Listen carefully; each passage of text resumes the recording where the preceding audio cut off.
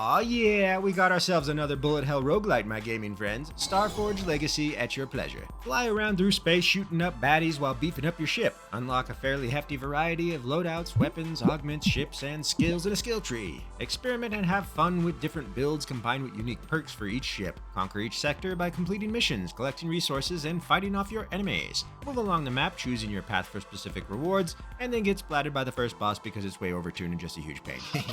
But hey, them's the breaks, for that is the way of bullet hell roguelites. But is Starforged Legacy worth your time? What are its flaws, as every game has one? Well, maybe except for Divinity Original Sin 2. Well, put your feet up, sit back and relax, get a massage, maybe a margarita, and join me, Jarek Defiler, the not-so-patient gamer today, as I take a glimpse into Starforged Legacy Breakdown. Hello, my fellow indie gaming enthusiasts. Jarek Defiler here with a little first impression on this new bullet hell roguelite that was sent to me in the emails. Starforged Legacy, ladies and gentlemen.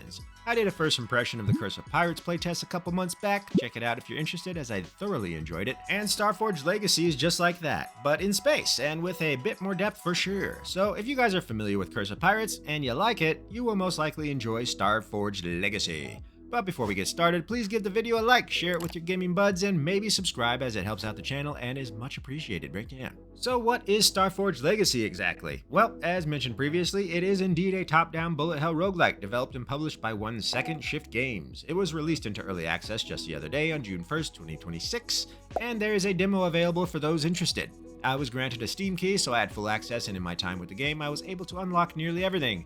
But I would still consider this to be a first impression for the most part, as the game is in early access, and they still have some things that they will be implementing in the future that aren't quite ready yet. Now, upon first playing, you start off with a single ship and make your way into the galaxy, progressing through a star map sector by sector. You defeat enemies, collect experience, credits, and resources used to unlock further meta progression stuff, and fight a boss every few sectors until you either die or defeat the final boss, one Dread Admiral Steve. Okay.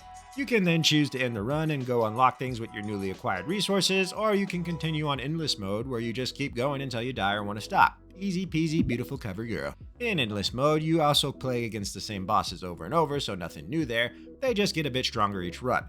That said, there are additional systems they look to be implementing in the future, so that should mix things up a bit going forward and maybe introduce new bosses. As of now, you are able to unlock a total of 6 ships, each with their own niche and playstyle. You got the Ironhide here, which is designed around sustainability and attrition, playing the long game sort of deal. Then you have the Nova Lance, which is my personal favorite. This is one of the fastest ships that has a focus on crit chance and mobility with some dodge thrown in there. Pretty cool. Up next is perhaps the most powerful ship in my opinion, the Nemesis. This is the first ship I beat normal mode on, as well as the only ship I beat the game on hard and brutal mode with. So yeah, more on that later.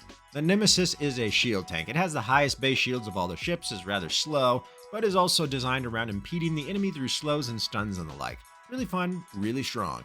After that, we got the Trailblazer. This is also one of the fastest ships and has a design philosophy of ramping up power through kill streaks. Pretty neat. The Pulsar here is a fairly mobile balanced ship whose skill set revolves around an overcharge mechanic that increases fire rate and speed every 10 seconds. I probably played this one the least, but it's adequate. Lastly, we have this big beast, the Leviathan. This little fatty has a hefty amount of health and shields, and it's somewhat designed around being in closer proximity to the enemy, so it can release stunning shockwaves while gaining damage resistance. Bit of a CC tank here. And that's it for the ships. Apart from each one's stats and unique loadouts, they all play differently and will naturally gain more benefit from certain augments compared to others, depending on the augment and ship, of course. And unlike Curse of Pirates, the ships here are very much physics-based. Not to a realistic extreme, mind you, they're still very much fun to play with and fly around, but they are weighty and they float like boats, taking time to turn around and move around the field of play kind of thing. Naturally, the bigger ships tend to move slower, as well as taking much more effort to turn, while the smaller, faster ships can zip around the battles a bit more smoothly. It brings some nice science to the science fiction, and I'm glad the developers took the time to implement them as such, as it does pull some more enjoyment out of the gameplay, I feel. Now, just like most bullet hell roguelites coming out these days, your ships will be auto-firing, but based on if you're using a controller or mouse and keyboard, you may have no control of what or where you're shooting. This is fine for the most part, but it does have some issues at times, which we'll get into in the criticism section. Overall, I think the combat and gameplay is pretty freaking awesome, super sexy. I enjoyed the hell out of it, and it 100% had me in the just one more run mindset. With every win or defeat, I just wanted to start up another run. Always a good sign in your roguelites. Now each run will have its in-game progression where you will create a build that you expand upon until the run is complete. This mostly entails augments. These are basically your boons in Hades and Curse of Pirates. You will use these to upgrade and improve your weapons as you move along the sectors. Each ship can have a maximum of 3 weapons by default, with up to 6 in total when investing in the skill tree, and each of which you can have a plethora of augments. You also have your ship's components, the core, hull, shield generators, and afterburners, which can each have their own augments as well. The core is like your ship's main passive that makes it unique. Augments may adjust the passive, things like pickup range, which I'm fond of investing in, XP gain, things like that, not really combat related. The hull is the ship's health pool. Augments for that include things that say regenerate health, give health damage resistance, or just flat out increases health, among other things. The ship generator is somewhat the same thing, just with shields instead of health, and the shields will naturally regenerate over time after a brief cooldown from taking damage. Lastly, the afterburners, and perhaps one of the most important ship functions outside of weapons, is like your dash ability. It's your get out of danger quick button. Some options have it be like a sprint, some have it be like a quick teleport, and others a long dash, just depends on the loadout. Now, I'm not going to go over all the augments here in detail as there is a bunch, but the weapons have a great deal of options that you can augment and improve them with. You also have a decent variety of weapon types that can make each build vastly different. You have things like fields, which are large area of effect weapons that send out a pulse of damage around the ship. You have standard projectile weapons like machine guns, cannons, or railguns. There are also beam weapons, which are basically lasers. Some have to charge, some are like Gatling gun speed, which are pretty fun. Then there's the missile weapons, which tend to have slower fire rate but explosive reactions, so they can hit multiple enemies. Not a bad mix of weapon variety if I do say so myself with the pudding pop. And as each weapon is augmented, they can become very powerful and unique as the run progresses. I also don't think there's a limit on how many augments you can have per weapon or component. In endless mode, I was just able to keep stacking them on until I basically ran out of augments to select from. So you can keep stacking the augments, basically improve their tiers, as there is a hierarchy system here. You'll have common, uncommon, rare, epic, and legendary, I think, is all of the tiers. So it's worth wisely choosing your augments and building upon them, lest you end up wrecked by the baddies due to a dysfunctional build. Now, other than that, the gameplay involves you going around fighting enemies each sector while also picking up items and resources and completing missions. The missions are very important here because each one completed grants a hefty amount of experience that then levels you up so you can choose a new augment. So it's always worth focusing on completing the missions fast each sector because the battles are timed and you may often find yourself racing against the clock to get those last survivors saved, last space station captured, or elite enemies whacked. Sometimes you'll be given a random transmission that will have a few options to choose from.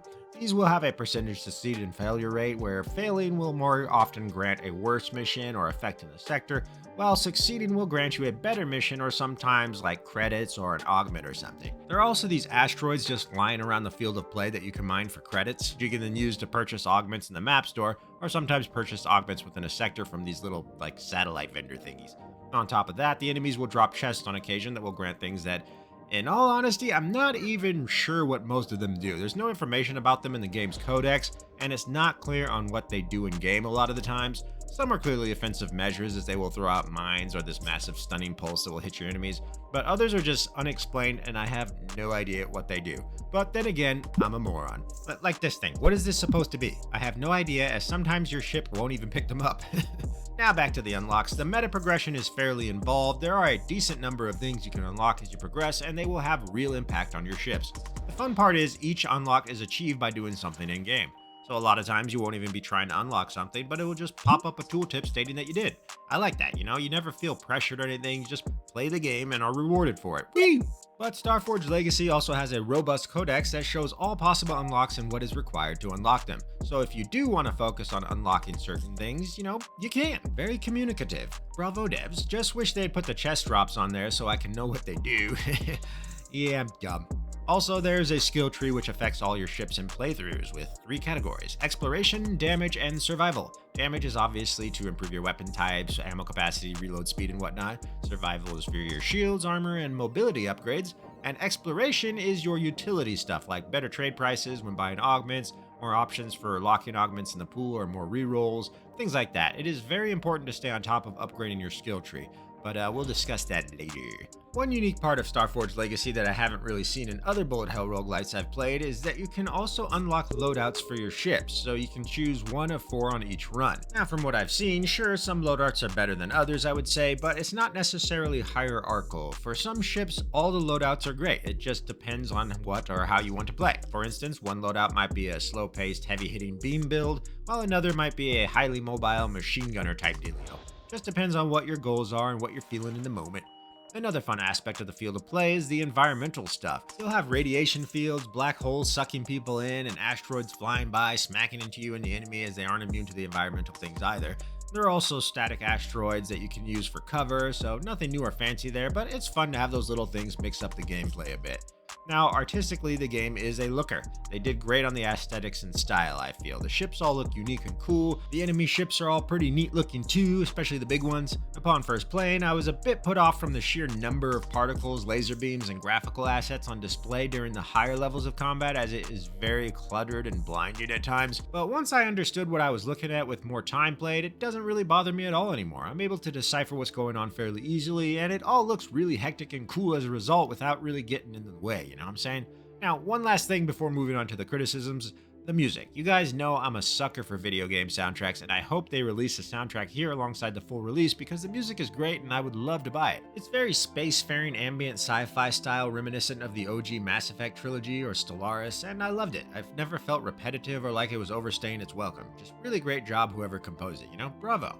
Okay, now that praise is over and out of the way, what issues do I think Starforged Legacy has? What are my criticisms? Whew, there's quite a bit here, so hold on to your chest fat. For starters, the game seems to be somewhat demanding on some people's machines. This is an Unreal Engine title, and thus all the problems associated with that are very apparent here.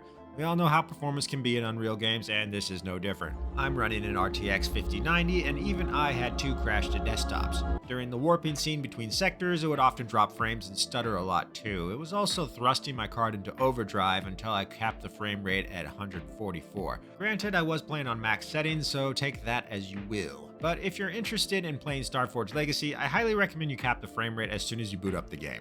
There are a variety of pesky bugs that pop up here and there as well. For instance, I was using the ion field weapon, this big purple donut you're seeing here, and it would randomly just disappear visually, yet the effects would still be present. So I could still attack enemies with it, but I couldn't see where it was, making it somewhat difficult to fight. When you're on the overworld map and selecting which sector node you want to warp to, sometimes you will select one, but it will put you in another.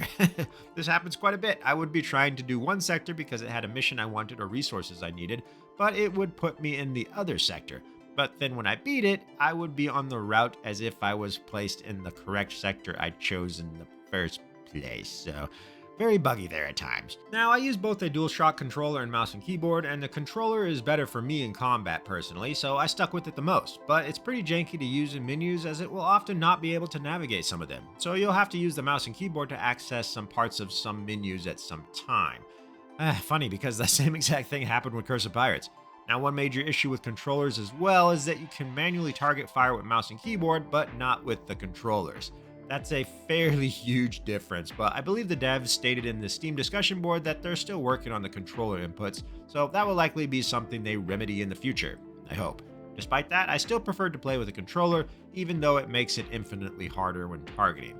There's also an issue when using a controller and going to buy something from the satellite vendors. At times it won't register you clicking X, which is the buy button on the DualShock, but X is also the refresh augment pull button. So you may be clicking X multiple times so you can open the store just to have the thing refreshing right when it opens because it then registers the clicks. Yay!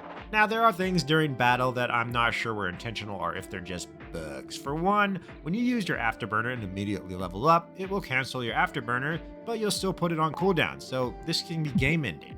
I've lost several runs because of this issue, and it sucks.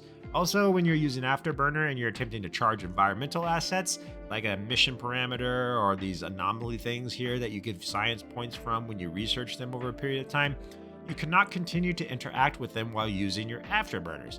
Not sure what this is, but I don't think it's necessary or fun for the player. We should be able to charge or research things while zipping around during battles, methinks. Using the afterburner can often have you fighting it at times as well. This is most prominent when you're moving it in a straight line and then you try to turn. The ship will start bugging out and twitching as if it can't decide which way it wants to go in order to get to the angle you're requesting. This has also led to some forever sleeps for me. As far as the actual gameplay though, there are quite a few issues that I think are worth noting. Firstly, there are massive difficulty spikes throughout the game. The most noticeable right out of the gate is the first boss. Quite frankly, I think the first boss should be the last boss, as it is the most difficult of the 3 bosses. What makes it the most difficult, however, isn't necessarily the boss itself, but all these tank-looking little shits you see here. These guys are a huge pain in the cuticle as they have extremely precise firing and will just charge and ram you all the time and then fire this barrage right into your face hole. Very frustrating. Maybe if they were powerful elite enemies that you could just kill and be done with, that would be fine, but they respawn whenever you kill them, so they just keep coming no matter how many times you send them to the great beyond. This is a common theme and problem I see among the boss fights, that of their underlings blocking you. When you have no option to select which target you can shoot at due to the nature of the game having auto-targeting when using a controller, boss fights can be a huge pain because a lot of times you simply can't target them because the game wants to focus on all the little minions instead. Super annoying. So you'll find yourself having to sit on the top of the boss just to damage it or just switch to mouse and keyboard, I guess, which I don't care for in these types of bullet hell roguelites. Now this is really only a big problem with the very first boss because by the time you get to the others, your damage should be more than sufficient to just wipe everything out. But the first boss is super tough because you just don't have proper damage yet and you can barely hit him because you can't damage the enemy wall fast enough. Nearly all my runs, I drop the last 2 bosses in like 5 to 20 seconds, I guess, whereas it takes me maybe 5 minutes or more to kill the first boss. That's not great. No siree. Very frustrating. Now, the difficulty of the first boss is bad enough, but it has nothing on the difficulty spikes between normal to hard and hard to brutal mode. Did I say spikes? I mean difficulty Burj Khalifa to your aunt. There is such a drastic difference between normal and hard mode and hard and brutal mode that it's rather off-putting. The game is clearly designed around maxing out your skill trees before progressing into harder difficulties, which I don't particularly care for, to be honest. Allow me to explain.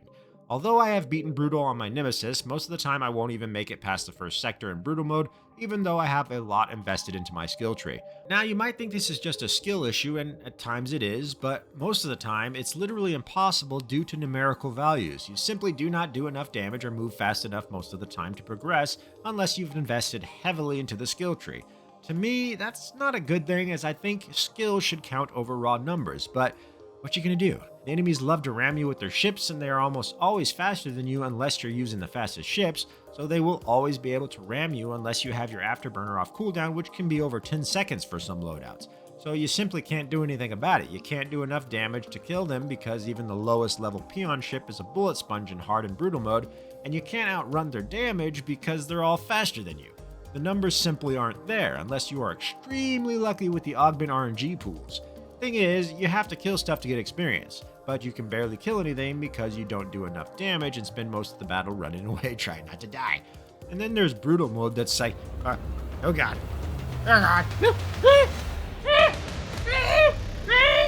Yeah, in brutal mode, you don't really even bother trying to complete missions in the first few sectors that requires you to defend a space station or kill some enemies, because you literally cannot do it due to numbers, unless, again, you somehow get super lucky with Augment RNG Jesus. And I may be a butthead, but I'm not talking out my ass here, ladies and gentlemen. I've tested this. I've done hard and brutal mode where I just invested in all the damage augments I could get, and I could not complete a single mission early on in the earlier sectors that required me to kill reinforcements or a convoy or protect a ship or capture a space station and whatnot. Not a single one, because I simply could not do enough damage to the enemy before the timer ran out or the thing I'm supposed to protect just dies. And this is after unlocking nearly all the loadouts and most of the augments and weapons. It's not like you need to unlock everything anyways to proceed, because you can't really use everything in one run anyways, but it's just a numbers issue. The game's difficulties are heavily reliant on leveling up your skill tree, otherwise they're not balanced at all. And even with my skill tree pretty deeply invested in at this point, I still can't do barely anything in brutal mode early on. Just hard mode I can get to the end boss most of the time, but in brutal, the farthest I got was, I believe, Sector 3 before I started to actually be able to beat some missions. And I've only beaten one brutal mode run on my Nemesis. So, guys, take a look at this as an extreme example. This is on just brutal Sector 6 with the Leviathan. I simply cannot outrun any of this damage nor tank it. I have a 10-second cooldown on my afterburners, and the enemies will often just charge into me over and over. As much as I like getting spanked by space pirates, I just feel completely powerless in these situations. And here we have the Nemesis in Sector 1 of a brutal mode run. As you can see, there's virtually nothing I can do here to survive, as the numbers just aren't there. I can barely kill anything, I can't outrun anything, and I can't survive it in the end. Just bleh. Also, transmissions in harder modes nearly always fail as well. I did a total of 5 transmissions across hard mode up to a point, and I only passed 1. The rest all failed with over 75% possible success rate on each. And I get it, percentages and all that, but it still just feels off. And good luck trying to research an anomaly early on in harder difficulties, or even later on, to be honest. It's just not going to happen. There's no way you can just stay in the same spot to try to research these things. Nope. But it goes the other way too. Once you get past the first boss in normal mode, you basically win. Nothing after that is a threat, and you can just go on forever. So in that sense, normal mode is too easy outside of the first boss, and everything else is too hard because of the first boss, and, well, others as well. Well, after bitching about it this entire time, turns out the devs patched the first boss today while I was recording this, making his minions as well as other elite mobs less accurate with their projectiles, so they're easier to dodge. They also reduced the health pool of the first boss and his minions by 25%. Cool beans! This is actually a huge change and makes a very noticeable difference, to the point that I was actually able to beat brutal mode on the Nemesis as a result. They're listening to feedback and acting on it, so yeah. Nice job, guys. Way to stay on top of things. But I think they definitely should take a deep look into difficulty balance overall, because it's off the charts here. It's not impossible, mind you, but it's just not fun, in my opinion, when trying to do the harder difficulties. Sure, you'll likely eventually be able to beat all the modes once you max out your skill tree, but it's just that the frustration far outweighs the fun when it comes to the harder difficulties until you start to really get beefy on your skill tree. And at the end of the day, that's the only reason I'm here for, and that's all I care about, is fun, entertainment, and not getting stressed out in brutal mode because I can't really do much. So yeah. Ship balance is also a bit iffy, I feel. So from my perspective, there are some ships that are just better than others, like blatantly better than others. Now this comes with a caveat. I am not a min-maxer. I play games for fun and entertainment, not for a challenge or a badge of honor. Others might play for the opposite reasons. So from my dirty casual perspective, the Nemesis is the best ship in the game, with Nova Lance coming in second. The other ships are fine, mind you. I believe I beat normal mode with every single one, but there is a noticeable difference in performance when it comes to their damage, sustainability, mobility, and whatnot. Now, although there are a variety of builds and weapons you can play with, I have to say that a lot of the projectile and missile weapons feel a bit samey. There doesn't seem to be much there that sets them apart. They all just shoot stuff, unlike the beam and field weapons, which have more unique functions, know what I'm saying? And they all use similar or the same augments on them for the most part, so they just blend and don't really set each other apart. Like, there's not much difference in gameplay feel of a machine gun versus, say, a cruise missile with a faster fire rate. I know they're different, the railgun can pierce, the missiles explode and whatnot, but they just don't feel really different in the long run, if that makes sense. I don't know. May just be a subjectivity issue on my part. Meh. Another criticism I have is that of luck. I had no idea what it did for like 9 hours of playtime in the game. I assumed it would be the judge of drop rates and percentage procs, maybe, but I did a couple runs where I just invested hard into luck, got it over 200%, and I have to be honest, I didn't really notice a difference in anything. But then I went to invest some things in the exploration side of the skill tree, and only there is it explained what luck does. Ugh. They could have added some tooltips to the various stats for explanation purposes, I would say, but whatever. Lastly, and this is perhaps the most important criticism I have with the game, there are no hot and sexy space alien chicks. Where are my blue-skinned beauties with the tentacles and prehensile tails? Boo. But yeah, lots of criticisms to be had here, ladies and gents, but don't let that dissuade you. This is a little indie game, looks like the first of Second Shift Games' portfolio, so I'm not expecting perfection here, and I hope you aren't either. That said, what I played is very much enjoyable despite its flaws, and they are working on it consistently, already putting out a patch on the 4th. I think the foundation is solid and something really worth looking into if bullet hell roguelites are your cup of tea. I, for one, had a blast with the game and will continue to play it as I enjoy unlocking things and trying to get through hard and brutal mode despite their frustrations. And a lot of my criticisms have actually been patched recently, so there's that. So why not add it to your wish list and maybe give the demo a try? Nice to see some more good games coming out of these little indie studios lately. Can't get enough of them, even though my backlog is like 800 games. Anywho, thanks for watching my supple little video on Starforged Legacy First Impressions. Be sure to like this video, share, and subscribe if you'd be so kind. This has been Jarek Defiler, smashing some space scum. You all have a good morning, afternoon, evening, or night, depending on where you are. And go charge some lasers. Breakdown.